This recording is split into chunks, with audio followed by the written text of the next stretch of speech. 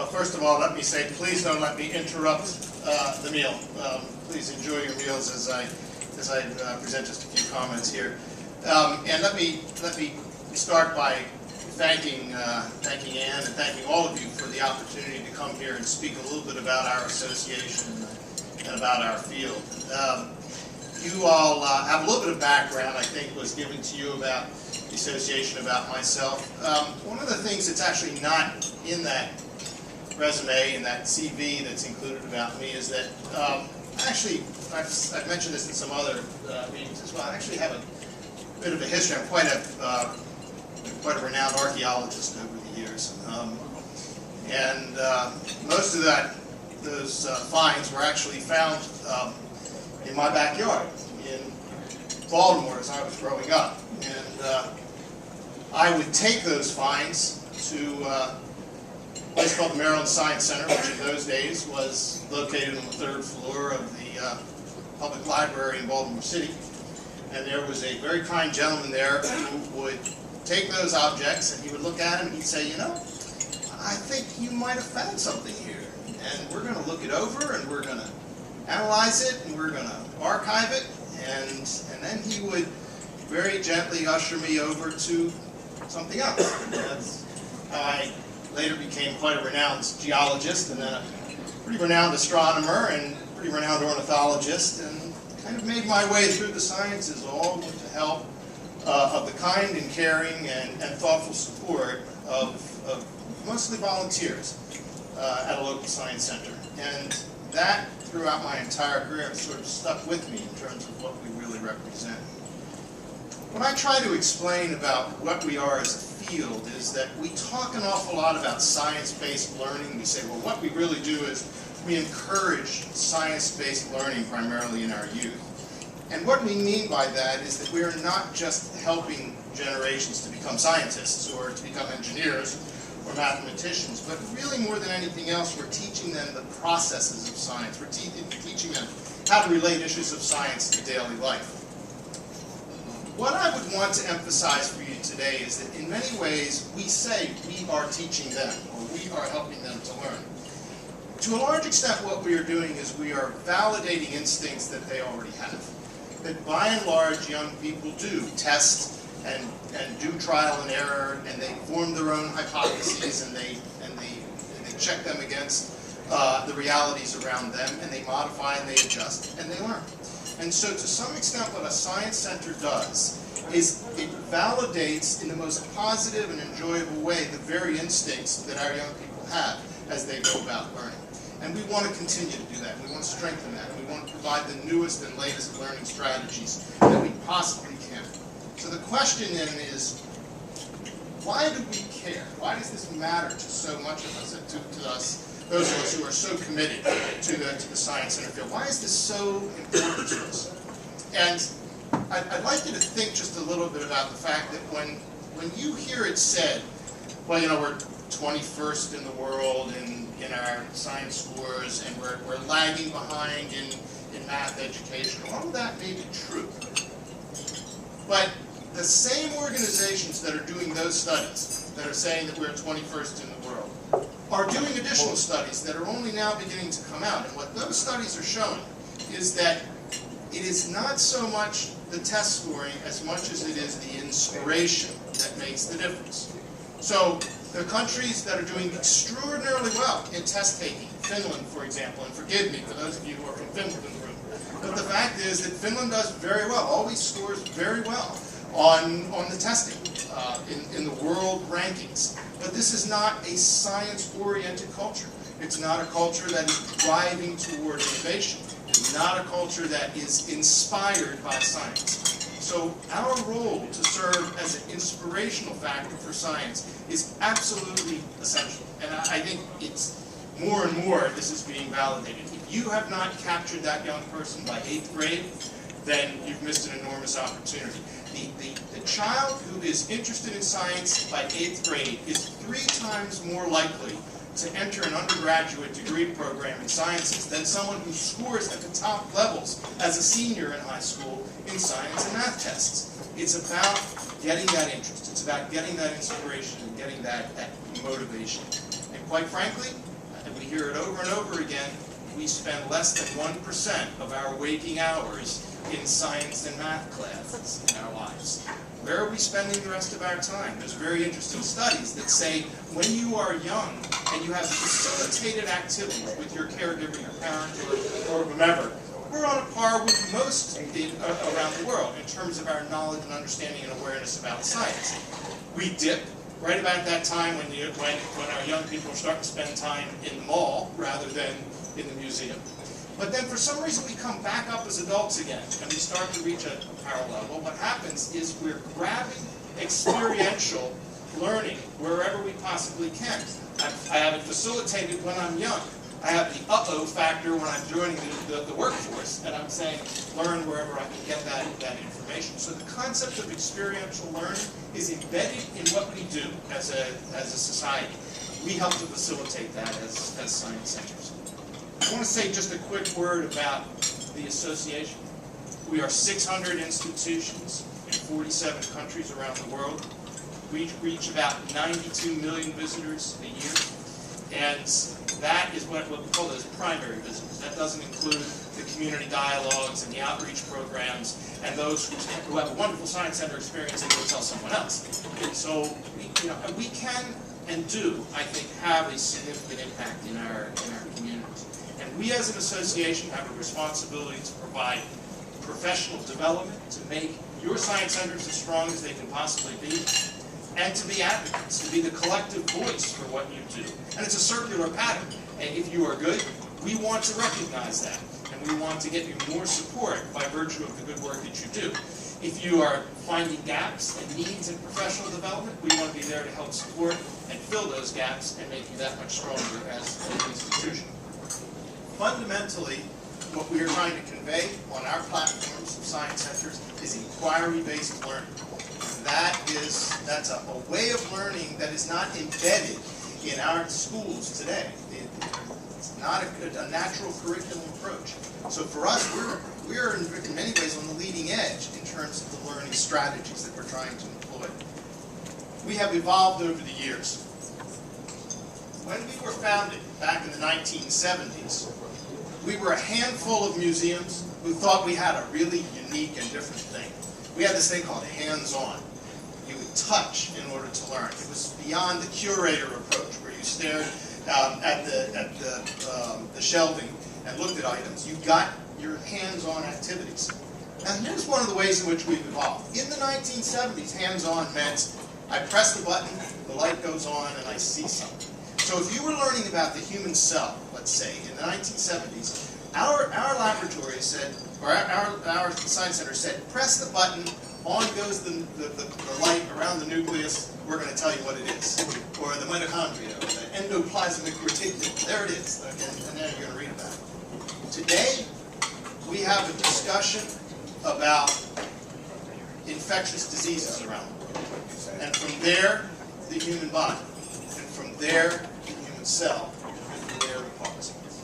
More and more our science centers are putting science in context.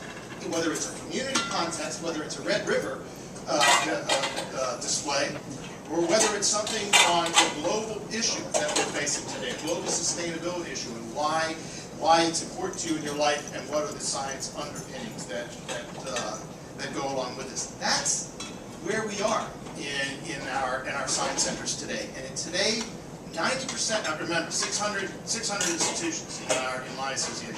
90% of them offer classes jointly with school systems and demonstrations that support school activities. 89% of them are doing outreach programs with schools. 82% of them are doing teacher training programs. Many of them certifying teachers as science teachers in the classroom. 75% of them actually write curriculum for the school systems. We have almost a little over 70% of our science centers do support homeschool programs.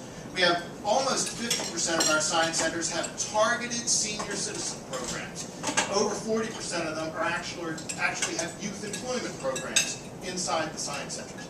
So we are embedded in our communities in a host of ways, and all of them diverse and very interesting.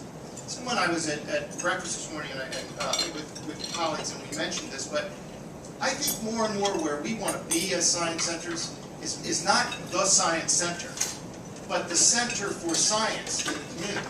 So we want to form partnerships as institutions. We want our institutions to reach as far into the community as they can. And we want them partnered with the universities and the corporations and the think tanks and every other science-based activity that's going on in the community. So that when you're exploring what your community is doing that happens to be science-based, you're going to at least get a piece of that when you visit the Science Center, when you visit the Science Center. And more we are seeing this in science centers everywhere we go. We know that our students need more real-world experience as part of their science learning. And for those of you that are in the education arena or have been following it all, you're probably aware of the fact that we are now moving to a next generation of science standards, where 27 states are undertaking a re-examination of the science standards for learning. And many others who are not embedded in that process are watching it very closely and considering change. What's most interesting about these next generation standards is that they're multidisciplinary, that basically you can be studying history and get a science element to it. Or you can be learning about writing and English studies, and there'll be a science component added to it. And included in that is inquiry-based learning, that the trial process of learning is going to be part of science learning more and more. The challenge now is to get our teachers ready to be able to adopt those new standards and work with them effectively. Science centers play a critical role in helping expedite that process. I want to say just one or two other quick words about what we do as an association. We operate at the national level, at the local level. We also operate at the international level. I think we're pretty proud of the work that we have done, for example, in advocacy with our legislators on the Hill. We spend a lot of time talking about whether we can prop up and support and even gain, wherever possible, the kind of resources that are necessary from our Department of Education and our National Science Foundation and all of the other agencies that do work in the STEM-related area. We work very hard as advocates in that area. We also are part of the STEM Advisory Council at the National Governors Association level. And there's a great deal of work when the governors received this year their guide for STEM education. There's one whole section written on informal science, experiential science. That was done by us at our association for the governor's use. We work at the Conference of Mayors level. We have a lot of activity with the Conference of Mayors on the resolutions devoted to education, and we ensure that informal science education is included as a key element of the educational process in the thinking at the level of our mayors and city council. Internationally, we have UN observer status. We are engaged in global summits on development and sustainability and women's rights and all of the issues associated with education and science in the global context. And I'm pleased to say that for some of those programs we've had, some of those summit activities, we've had actual strong programs, and Sci-Port is a participant in one of them. The Scenarios project that you referred to was an opportunity for us to look at sustainability issues with institutions in different parts of the world coming together and exploring problems together. And you guys did a tremendous job in supporting that.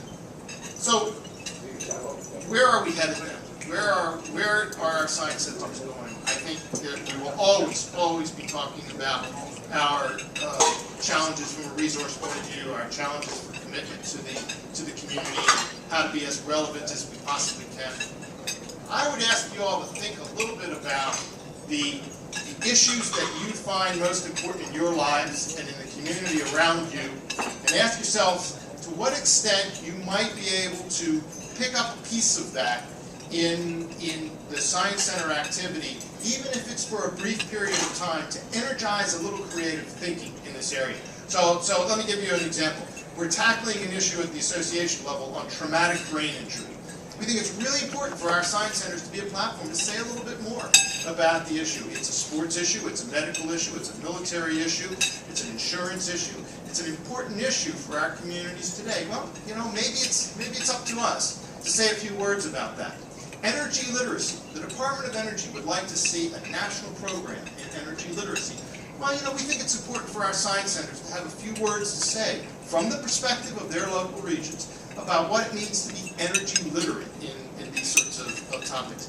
Transportation, when we look at changes in our transportation environment, why it happens, how it happens, maybe it's up to our science centers to say a little bit more and educate our communities. All I can tell you is that when I go into a science center and I see a young person standing in front of an exhibit learning about energy in their local community, and I see a parent or a caregiver reaching over and saying, okay, this is what I do as part of this is where I work, and this is my activity, that's a huge bonding and learning exercise and an extremely valuable role for our science centers to play.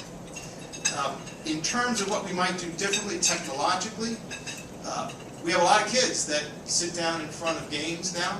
We have a lot of kids that watch a lot of video, that see a lot of programs that are very science-based, and we're delighted that they do that. We're going to have to start embedding some of that digital technology and some of those media programs into the work that we do. We've got to get more involved in that. I cannot impress upon folks enough what an impact that activity has. I always digress at this point and ask people, how much do you know about the subject of quantum levitation? I don't know a whole lot, actually, but I can tell you this. We did at our annual conference last year, this year before this past one, we did a little just one and a half minute video on quantum levitation, a little presentation done by a science center in Israel, as a matter of fact. And we took that little video and we ran it from our website, our association website, on quantum levitation. In 72 hours, we had 6 million hits on that video. People looking up quantum levitation in 72 hours. These people were looking up to see what this thing was all about. We can't ignore that kind of impact. We've got to reach out and make that part of the work that we do as science centers. That's truly embedded in your community. You can start to have that sort of impact. 85% of our science centers are private nonprofits. We all understand the bottom line here. We all understand challenges for resources, and we've got to be exploring every conceivable way that we can to reach that. Some of the biggest and largest committed activities in science are in the same situation that we're in. I happen to be on the advisory board for Discovery Channel as well. And John Hendricks, the founder of Discovery Channel, said, Discovery can no longer operate the way it is doing. We can no longer just be a video platform. We've got to be looking for other activities and ways to reach the public as well. We're all facing the same sorts of challenges. What I would like you to know is that you have an association that is truly dedicated to your success, and we are obviously indebted to each one of you who commits your activities and your support and your time and patience to the Science Center in your community. That's absolutely essential to the progress of the field as a whole, and I thank you all for that. And I have to say at this point that I'm also indebted to my own board, and in particular to Ann and the wonderful work that you do. I hope people realize that Ann is dedicated to us through our finance committee, through our equity and diversity activities, and she signs right up for every program. I walked through the door and I saw the Youth Inspired banner. Those of you that have walked through Sci-Port and have seen the Youth Inspired banner, let me just tell you that at the beginning of the Obama administration, I approached the White House and said, we'd like to do something for STEM at the national level. The White House said, well, we're kind of looking for something new. You guys have been around for a long time, looking for something new. And I said, what are you looking for? And they said, well, what if there's some kind of challenge? And I said, well, how about this? We'll provide 2 million hours of facilitated science enrichment programs for 25,000 underserved kids. And we will guarantee you that we make that available. They said, we like that. We like the challenge. And so we had a wonderful Rose Garden ceremony at the White House, and we launched the Youth Inspired Challenge in 2010.